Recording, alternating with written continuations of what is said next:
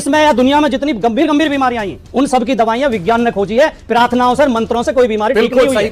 अरे जब कोई पेशेंट अस्पताल जाता है उसके बाद भी उसके घर वाले मंदिर ही जाके प्रार्थना करते हैं कि वो जो मस्जिद के लिए 5 एकड़ जमीन दी गई वहां पे वो कहें कि वहां अस्पताल। ये इनसे करो आप अपील।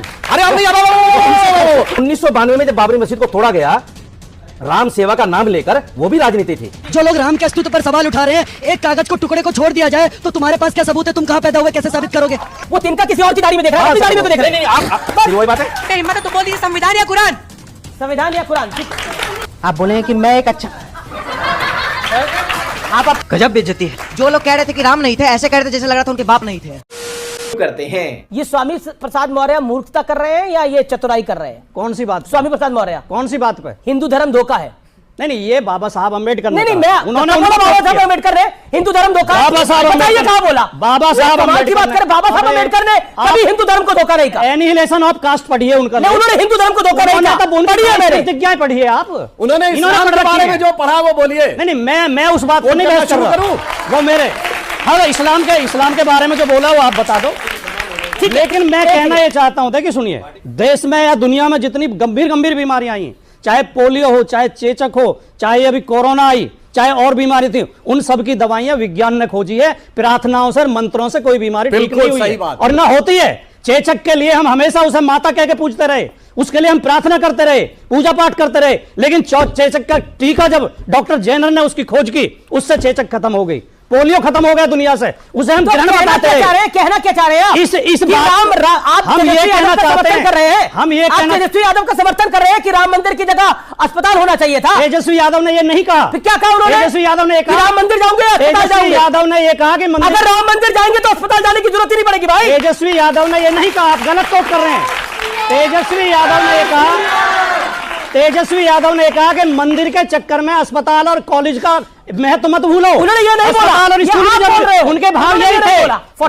एक वक्त था जब अक्षरधाम में एक पंडित से पूछा, पुजारी जी से पूछा गया था कि आप मंदिर क्यों बनवा रहे, हॉस्पिटल क्यों नहीं बनवा रहे। तब पुजारी जी ने एक अच्छा जवाब दिया था और कहा था कि इस मंदिर में वो लोग आएंगे जिन्हें प्रेरणा मिलेगी और शांति मिलेगी कि वो ऐसे हजारों अस्पताल खड़े कर पाएंगे। जी, आप कुछ कहना चाहती हैं? सर, तेजस्वी यादव जी का बयान था कि कोई बीमार होगा तो हम अस्पताल क्यों नहीं जाएंगे। अरे जब कोई पेशेंट अस्पताल जाता है उसके बाद भी उसके घर वाले मंदिर ही जाके प्रार्थना करते हैं कि भगवान मुझे सही कर दीजिए, मेरे बेटे को सही कर दीजिए। जी, ये बताइए, जब हमारे वैज्ञानिक अंतरिक्ष या प्रयोग करने से पहले क्यों मंदिरों में जाके मत्था टेकते हैं, ये बताइए। बहुत बढ़िया सवाल, बहुत बढ़िया सवाल।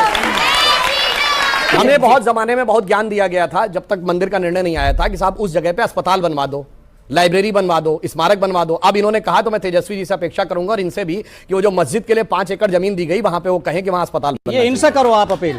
अरे आप नहीं, अस्पताल से ऊपर मस्जिद है, मगर मंदिर से ऊपर अस्पताल है। ये है क्या बात, ये बात है। 1949 में जो मूर्तियां रखी गई, सुप्रीम कोर्ट ने ये कहा है कि वो मूर्तियां गलत तरीके से रखी गई और कहा क्या गया था, रामलला प्रकट हो गए। ये राजनीति नहीं थी क्या?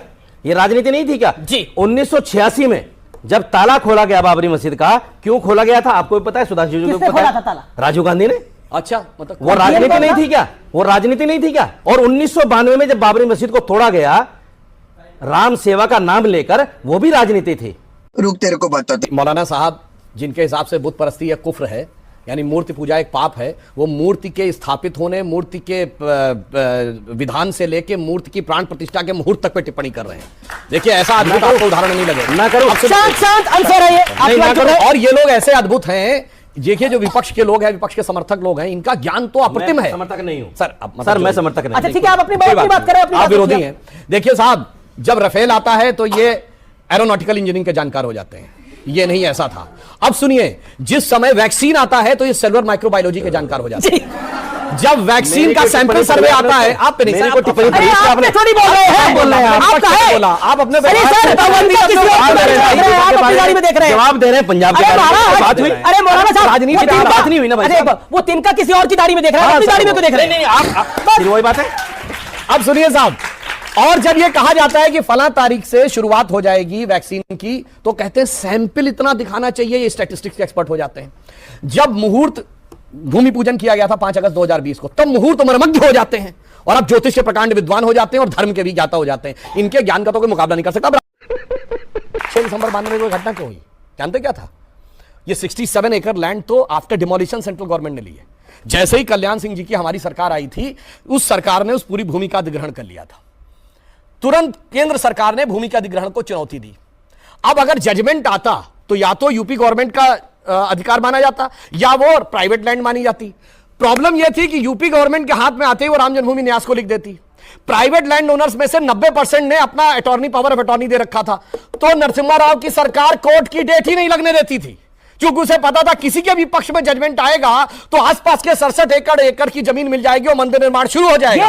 ये थी राजनीति, ये करा था कांग्रेस पार्टी ने, ये करा था कांग्रेस पार्टी ने रामलला का मंदिर रुकवाने के लिए। इसलिए मैं कहता हूं कांग्रेस पर रामद्रोह का आरोप है, इसलिए कांग्रेस आज इस हद पे है। सर, रामायण में गोस्वामी तुलसीदास जी ने एक चौपाई लिखी थी, जाके प्रिय न राम भई देहि तजौ ताहि कोटि बहरी सम जद्दप परम से नहीं। जिसको राम से प्यार नहीं उसको इस तरीके से परित्याग कर दो जैसे प्रहलाद ने अपने पिता का परित्याग कर दिया था, जैसे आपने देखा कि भरत ने अपनी माता का परित्याग कर दिया था, विभीषण ने अपने भाई का परित्याग कर दिया था। तो आज देश की जनता अगर इंडिया अलायंस का परित्याग कर रही है तो इन लोगों को मिर्ची क्यों लग रही है? और सर दूसरी बात मैं एक चीज कहना चाहता हूँ, जो लोग राम के अस्तित्व पर सवाल उठा रहे हैं, एक कागज को टुकड़े को छोड़ दिया जाए तो तुम्हारे पास क्या सबूत है? तुम कहाँ पैदा हुए, कैसे साबित करोगे? मुस्लिम समाज की तरफ से एक बात कह रहा हूं। जी। अगर आज ठीक है, आपको सारी चीजें आपके मन मुताबिक मिल गई और आप उसके उत्सव मना रहे, अच्छी बात है, आपको मुबारक हो। लेकिन एक सवाल जरा सुधांशु जी से और आपसे भी पूछना चाहूंगा कि अगर वो फैसला राम मंदिर बाबरी मस्जिद विवाद का जो फैसला है वो फैसला अलग होता, मुस्लिम पक्ष की तरफ हो जाता, तब भी क्या ऐसे ही भाईचारा, ऐसी उत्सव, ऐसी सब कुछ 500 साल तो रहा सर। 6 दिसंबर 92 को ढांचा गिरने के बाद अस्थायी मंदिर में पूजा के परमिशन में सुप्रीम कोर्ट ने ऑर्डर किया 6 दिसंबर 92 में कि सुनिए तो पूरी बात सुनिए सर। 92 देखिए आप बोल रहे थे, मैंने डिस्टर्ब नहीं किया, मैं स्टेप बाय स्टेप बोल रहा हूं। अरे भाई बात तो सुनिए, आपकी बात मैंने शांति से सुनी। 6 दिसंबर 92 को ढांचा गिरने के बाद अस्थायी मंदिर में श्री रामलला विराजमान, वहीं विराजमान रहेंगे, ये सुप्रीम कोर्ट का ऑर्डर था। अब आइए साहब, 2003 में वहां पे खुदाई होगी, यह सुप्रीम कोर्ट का ऑर्डर था। 30 सितंबर 2010 को जब 1/3 2/3 वाला जजमेंट आया है तो उस केंद्रीय गुंबद के नीचे सैंक्टम सैंक्टोरम है, यानी गर्भगृह श्री रामलला विराजमान का है, यह इलाहाबाद हाई कोर्ट की लखनऊ बेंच का ऑर्डर था। तो जब आधा दर्जन ऑर्डर हमारे पिछले 60 साल के पक्ष में थे तो आप कैसे करें? सवाल हिम्मत तो बोल दीजिए, संविधान या कुरान? संविधान या कुरान? भाई उनका सवाल है, उस बच्चे का सवाल है, जवाब इसका जवाब एक सेकंड सुधांशु पहले शोएब जमाई जवाब देंगे। डॉक्टर जमाई, आप एक अच्छे पति हैं या एक अच्छे बेटे हैं अपने माँ के? आप बोले कि मैं एक अच्छा, आप अपने माँ के लिए एक अच्छा बेटा है या आप अपनी बीवी के लिए एक अच्छा माँ का जो अच्छा बेटा होगा वही अच्छा पति होगा? हाँ, है ना, होगा। यानी एक व्यक्ति एक वक्त में एक अच्छा पति भी हो सकता है, एक अच्छा माँ के लिए बेटा भी हो सकता है और अपने बच्चों के लिए अच्छा बाप भी हो। इसी तरह एक मुसलमान एक वक्त में एक अच्छा मुसलमान भी हो सकता है, एक अच्छा देशभक्त भी हो सकता है और एक अच्छा जो है देश का नागरिक भी हो सकता है। आपको जवाब मिल गया। जवाब दे दूं? धन्यवाद। इसमें कोई संदेह नहीं है कि 2014 से पहले संविधान से ऊपर ही कुरान थी। मैं ऐसे नहीं बोल रहा हूं। शरिया के प्रावधान संविधान में किसी सेकुलर देश में नहीं थे। ये बताइए, शाहबानो केस में अगर ये बात आई कि विषय शरिया के खिलाफ चला गया है तो सर्वोच्च न्यायालय का निर्णय कुचल के संसद में सर्वोच्च न्यायालय के ऊपर कर दिया शरिया को। राम डज नॉट एग्जिस्ट बोला गया और कहीं ना कहीं बोलते राम थे ही नहीं, तो उनके लिए एक शायरी बोलना चाहते हैं, कलयुग में कहीं पुण्य के धाम नहीं थे, भारत में कहीं धर्म के आयाम नहीं थे, रावण के खानदान के हो गए वो दोस्तों जो कह रहे थे कि कभी राम नहीं थे, पुण्य है तो कैसे कहे पाप नहीं थे, अधर्म है तो कैसे कहे साप नहीं थे, जो लोग कह रहे थे कि राम नहीं थे ऐसे कह रहे थे जैसे लग रहा था उनके बाप नहीं थे। जी क्यों हिला डाला ना। तो दोस्तों वीडियो में अंत तक बने रहने के लिए आप लोगों का धन्यवाद। उम्मीद है दोस्तों वीडियो आपको पसंद आई होगी। अगर दोस्तों आपको वीडियो पसंद आई है तो वीडियो को लाइक करके चैनल को जरूर सब्सक्राइब कर लीजिए और इस डिबेट के बारे में आपकी जो भी राय है हमें कमेंट करके जरूर बताइए। तो मिलते हैं दोस्तों आप सबसे एक और नए धमाकेदार डिबेट वीडियो के साथ। तब तक के लिए आप अपना और अपने पूरे परिवार का ख्याल रखिए। जय हिंद, जय भारत।